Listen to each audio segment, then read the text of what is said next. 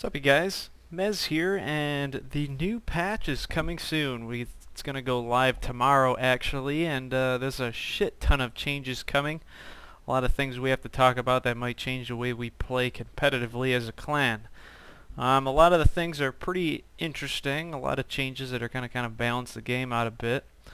A huge list of things that are changing here.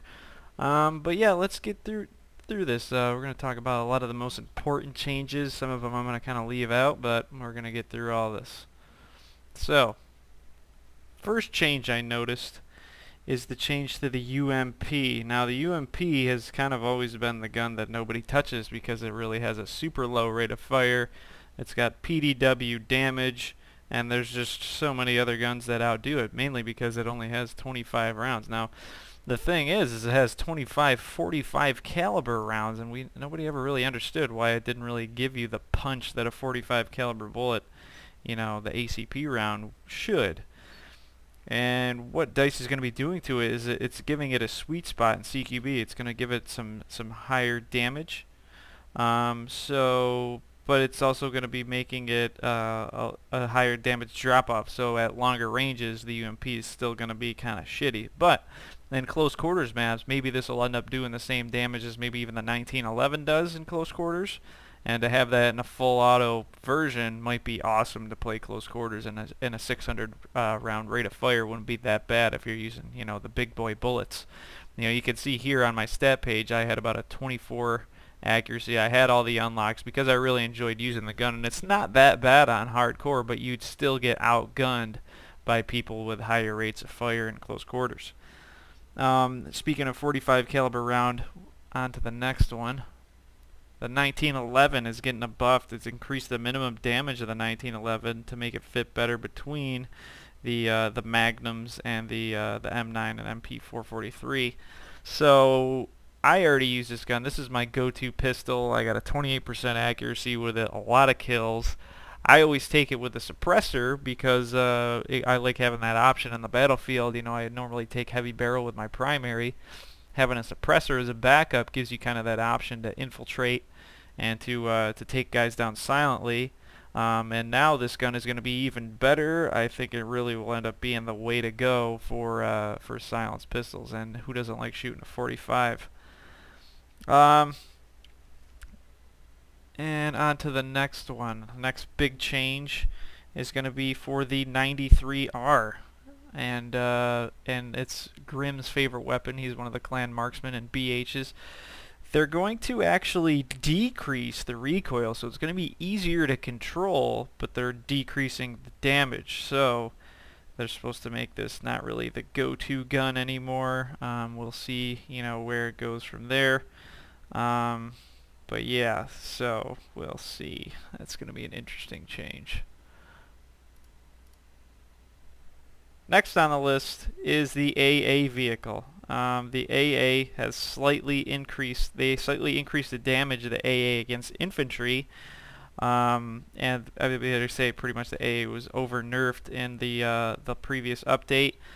Basically because you get into a fight with a main battle tank, and your only choice is to run. You can't. You have no damage-inducing thing to use against armor.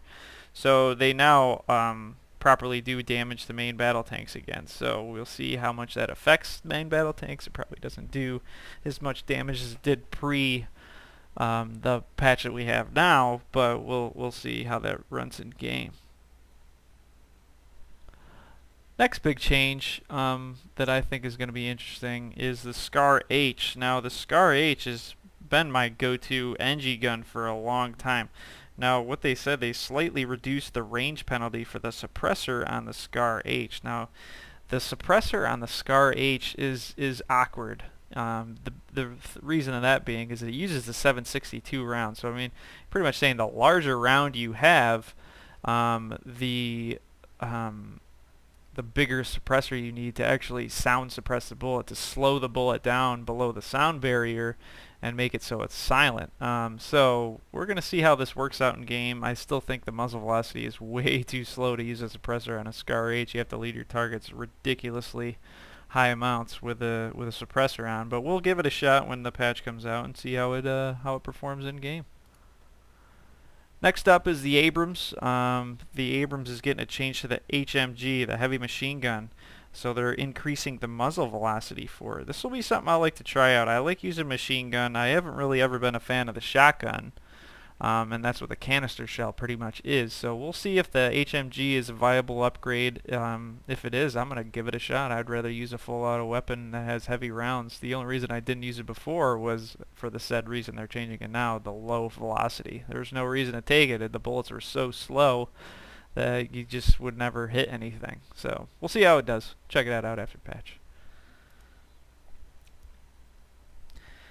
Next up is the flechette round for the M26. They are actually going to change it a bit. They increase the minimum range and tighten the cone of fire for more consistent damage levels. Now we're going to get more into this in a little bit, but they fixed the SCAR L in the AUG so that if you use the SCAR L, say with a laser sight and an underbarrel M26, the M26 actually gets benefited from the laser sight as well. So this might be a viable option in close quarters to use the SCAR L, which is excellent at taking down targets at long range, and the M26, which is obviously really good in close quarters, and combining the two might be a really good combination to try out in close quarters.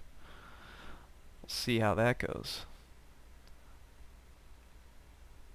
Now this is the gun that I think might be the gun of the century, really. It's the L85A2. I've been using the AUG for a while, and let's bring this into Synthic. Okay, I've been using the AUG, and I brought it into Synthic. My main annoyance with the L85 is that it had 3-round burst, and now they're getting rid of it with this patch, and so it's going to be just full auto and semi-auto for their fire selections, just like the AUG. And let's look at this. Okay, so the biggest disadvantage the L85 has is 50 rounds less per minute. So the L85 is 650 rounds per minute, AUG is 700. Okay, so a standoff between the two in super close quarters, the AUG will win. But we're doing the same damage. Both are bullpup. Look at how many categories the L85 beats the AUG, and then think about this. Okay, so the aim down sight spread, standing still, is the same. Okay, but the aim down sight spread moving, L85 doubles the AUG, so it's twice as good, is what I'm trying to say. It's twice as good as the AUG. The AUG has a higher spread, so it's less accurate. So L85 is twice as good as the AUG, moving, aim down sight. Now what about hip accuracy? Say you're not aiming down your sight. L85 better. L85 better. L85 better. Stand, crouch, and prone. How about moving, hip fire? L85 better. Crouch, moving, hip fire. L85 better. Prone, moving, hip fire. L85 better. L85 is a better weapon, and the only reason I haven't been taking it is because I hate having to switch a bunch of times to get to the right rate of fire. And when you play hardcore, you don't have the indicator showing you what fire mode you're in. So sometimes you'll get caught in full auto, sometimes you'll get caught in 3-round, or sometimes you get caught in semi when you want to be in full. Now let's look at the recoil. Identical recoils, only the AUG has a slightly higher side-to-side recoil. Now the L85, Level Cap just put a video out of the AUG saying that you can get away not using the foregrip on the AUG. I've been using the foregrip on the AUG, because of .3 and .4. Now L85, you can pretty much get away without using the foregrip. I used it the other night with the foregrip and it worked great. So I think .3 is high enough to where a foregrip is a good viable option. It actually increases the hip fire accuracy too. Now you can see right here the time to kill. The L85 is going to be just slightly higher time to kill. I mean, it's only 50 rounds a minute less, but that's still 50 rounds less a minute. So and the rest really kind of doesn't matter to me. Let's see. So I mean, it's gonna beat. It's got a better hip fire spread, with the heavy barrel. Let's see if I can't find the reload time on here. I don't think I can. Let's look at the weapon statistics page. Alright, here I know I can find it. So, with a bullet in the chamber, 2.8 seconds for the LED5. For the AUG, 2.5 seconds. For no bullet in the chamber, 3.4 seconds for the LED5. And for the AUG, 3 seconds. So, the reload time is a little bit longer for the LED5, and the rate of fire is a little bit slower.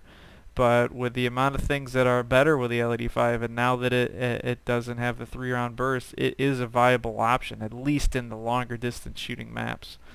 So it is a viable option. You're going to want to check it out, see if it might be good for you. They're also doing the same thing to the machine gun variant of the LED5. The LED6 is now going to be having semi-auto fire as well, so we'll see how that goes too. Next on the list, not really that important to me, the M5K is getting a 3-round burst added to it, and so it doesn't have semi-auto, it just has full auto and now 3-round burst. And it's really funny because you can see the fire selector right there. There's no picture of 3-round burst there. There is a picture of semi, so I don't really know what DICE is thinking. So another thing we want to talk about before I get to the next picture, there's been complaints, even by me, about getting shot by somebody who looks like they're reloading their gun, and yet bullets are pouring out. DICE has done something about this. All the guns that do that are now fixed, so if you're reloading, you're reloading. You can't just start shooting. And certain guns have that ability to just shoot whilst in a reload, so I'm pretty happy about that. I know the community will be happy about that too. Next on the list, M16A3, some call it the most versatile weapon in the game. Fairly high rate of fire, really good accuracy, fastest reload time. Really hard to beat in the game overall in versatility terms. So they have changed it a bit. So basically, the M16 and the M4A1, they have increased recoil to make them less attractive in all situations. So we'll see what the recoil is on SimFig to determine what exactly they changed. It's going to be pretty hard to make the M16 a really bad gun, I mean, in terms of recoil, unless you add a good amount of side-to-side recoil, which will make the gun hard to control. But even if you aim vertical recoil, that's just a compensation act where you drop down the mouse, or maybe you just take away the heavy barrel and that'll decrease the vertical recoil as well. So we'll see what happens. I don't think recoil is a big issue, unless if you add side-to-side recoil, it'll make it definitely a more difficult gun to use and make it so you'll want to think about it and change maybe. But if you think about it, I think people just add a foregrip if you add side-to-side recoil too. So we'll see what happens. I don't think it's going to be changed away in the community as the most versatile weapon in the game, but we will see.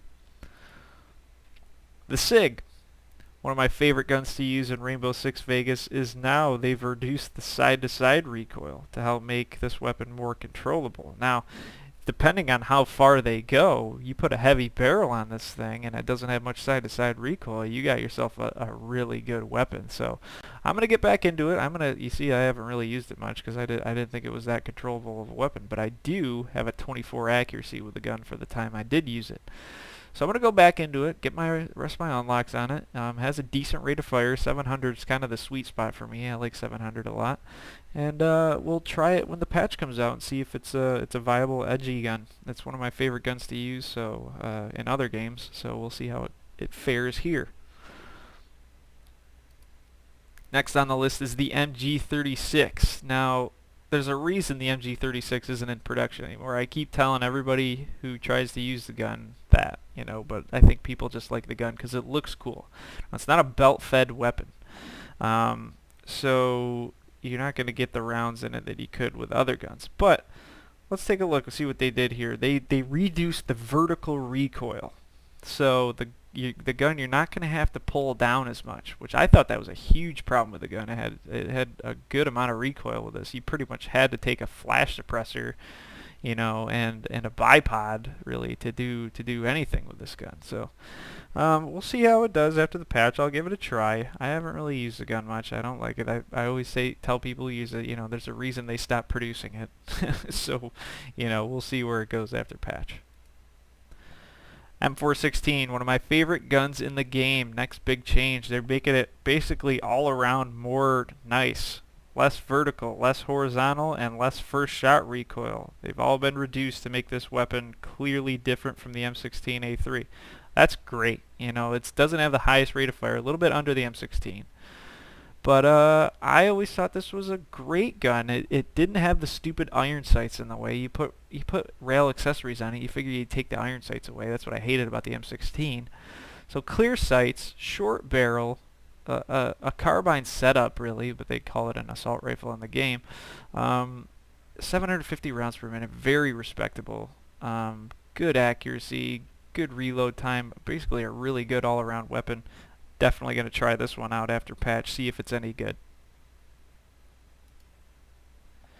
Another one I'm going to try out, M16A4.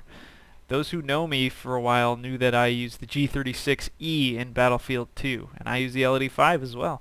So, and the G36E had a 3-round burst, and I was pretty good with it. You know, it takes a while to learn 3-round burst. Now, the reason nobody uses the A4 in this game is because of the first shot recoil multiplier. So basically saying the M16A3 you can hold down and you're going to get a set amount of recoil for every shot that you can compensate for. Every time you click with the M16A4 you feel that first shot recoil multiplier, so there's twice the amount of recoil you're going to feel every time you pull the trigger, whereas the M16A3 you just hold down the trigger and you compensate for recoil as you go, and it's not nearly as much as you get with the M16A4. But M16A4 statistically, even before this patch, more accurate than any assault rifle except for the G3. Not that much recoil. Really, this could be the best weapon in the game if they give it the right stats. So they say in the patch notes these weapons have been adjusted for increased recoil. They now have for the increased recoil they now have the burst versions of these weapons give the player reduction in horizontal recoil for greater control. So I guess maybe they're adjusting both the A3 and A4. I don't know. We'll find out. But the M4 and the M16A4 have been adjusted. Horizontal recoil, you know, has been reduced. So we'll see how that goes. Definitely give that a try. The Stinger. Oh, the Stinger. Oh, God. Okay, so the main problem with the Stinger is you couldn't lock on to freaking vehicles at lower altitudes and longer distances. This is fixed. It is now a viable option to take again. If you're having a problem with air threats, we can use the Stinger again.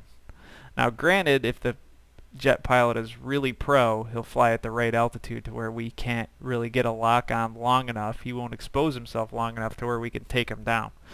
But I think if you put NGs in the right place in a map, you can take down an ace pilot, or at least disable him from being an effect on the ground anyway.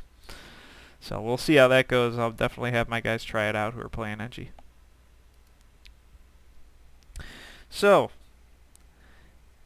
increase the bonuses provided by a number of bipods. Now the last patch they increased the bonus of bipod with these weapons: F2000, G3, M27, 416, PKP, Type 88, FAMAS, and MG36. Now I'm looking at the G3 because it is my most used weapon in the game. Granted, I haven't used it as my go-to assault rifle in a while, mainly because of this. 550 rounds per minute is just too slow, even with a 762 round, and 20 rounds in the chamber or in the mag is just not enough for me. But you know what? I'm going to give it a shot again. It was my most used gun.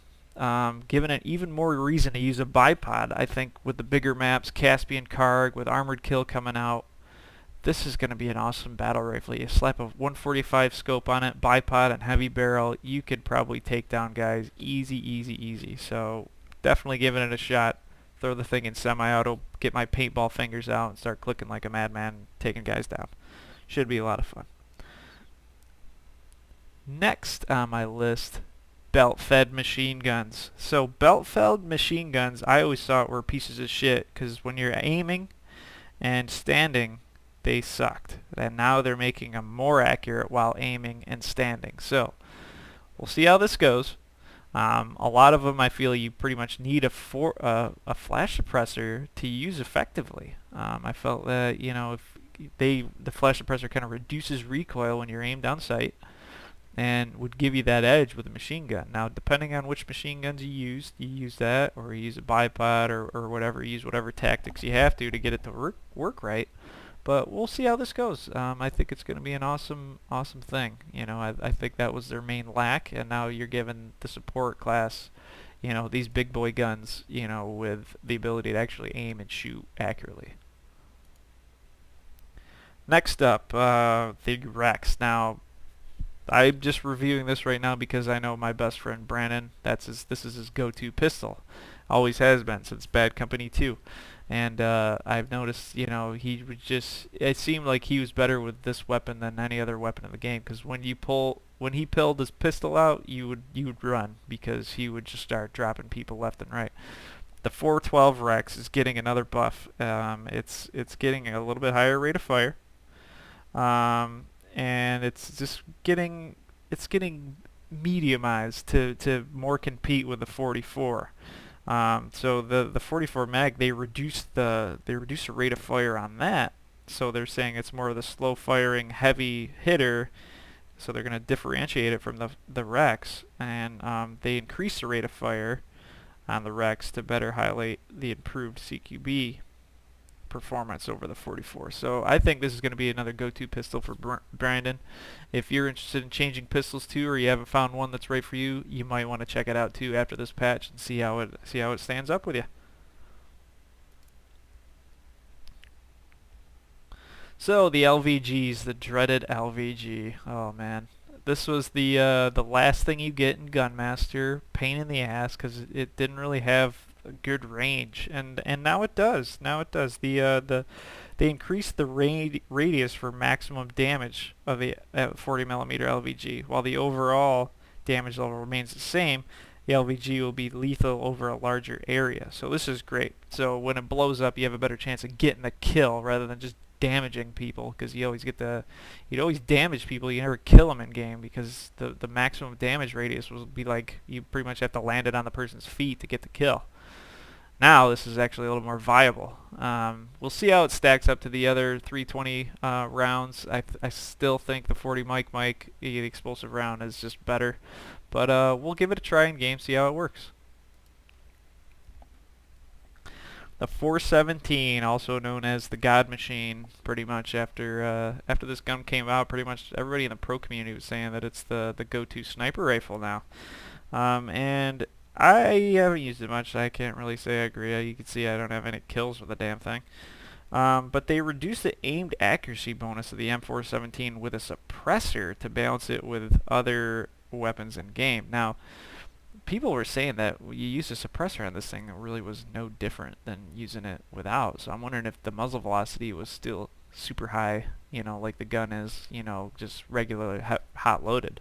So we'll see how it does. Definitely going to try it out after patch. It's still a gun that I've been looking forward to using. So next time I play, I'm probably going to try it out.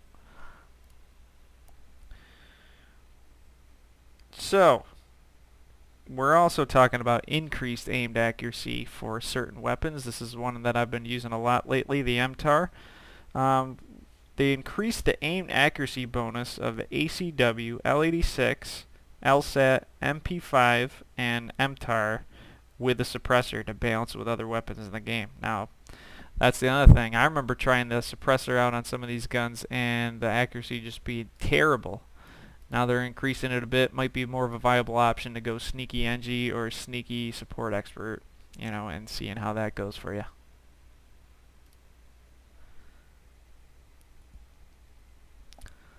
Next thing we got to talk about is the helo. Big change here. They removed flares from the gunner position in helicopters. With the right combination of unlocks, an attack helicopter could be effectively invulnerable to lock-on missiles. Removing the flares from the gunner balances the attack helicopter against ground fire. Good change for a ground troop. definitely. The helo is going to have to play more like a tank, more like a chess piece, because if you go behind enemy lines to kill something or to attack another helo, you're going to get caught by the troops because you're not going to have anywhere to go. Whereas now you're going to have to stay kind of with your lines and support your lines. So if you get attacked once, you pop flares, drop back behind your friendly lines while your main pilot reloads the flares. I think this is a good idea. I think a lot of helo pilots are going to be like, fuck, I'm screwed, because they're already having a shitty time against jets, because a good jet pilot can clear a helo with one pass with his machine guns. So, but my philosophy is, if you're going to fly a helo, you should have somebody in the jet first. Jet first is going to be the priority. If you're going to go in the air at all, you're going to want to have somebody good in a jet.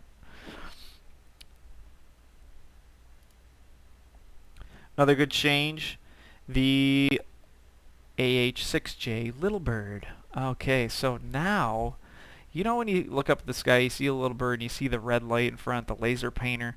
Before, it was kind of an automatic thing. It would automatically lock onto things, so anybody using a laser-guided missile could shoot, and the little bird was pretty much your mobile SOFLAM, so to speak. Now it's going to be like a tank. It's going to be, you get into the position 4 on this helo, and you're going to be in like the CITV turret. So you can have somebody sitting out one side of the helo with a javelin, and have somebody in the CITV station in a mobile platform in the air owning a map. I mean, you can have the pilot drop a support, bag right in the back, an ammo bag, and you're just a mobile death machine, locking onto things. You can stay behind cover, and this is just going to rock the world. I think it's a really cool thing. Obviously, it's something where you're going to need a team to use effectively, but it's another reason why Battlefield's a great game. This laser painting, the SOFLAM, it's really good. And now it's even better because you can actually kill a SOFLAM once you spot it. The splash damage that you get with the helo gunner will now actually take out a SOFLAM. Now I'm guessing that's going to be the same thing with tank gunners, same thing with anything that explodes near a SOFLAM will take it out, and that's freaking good news, man, because those things are so hard. You pretty much had to snipe it with a main battle tank round to kill the damn thing.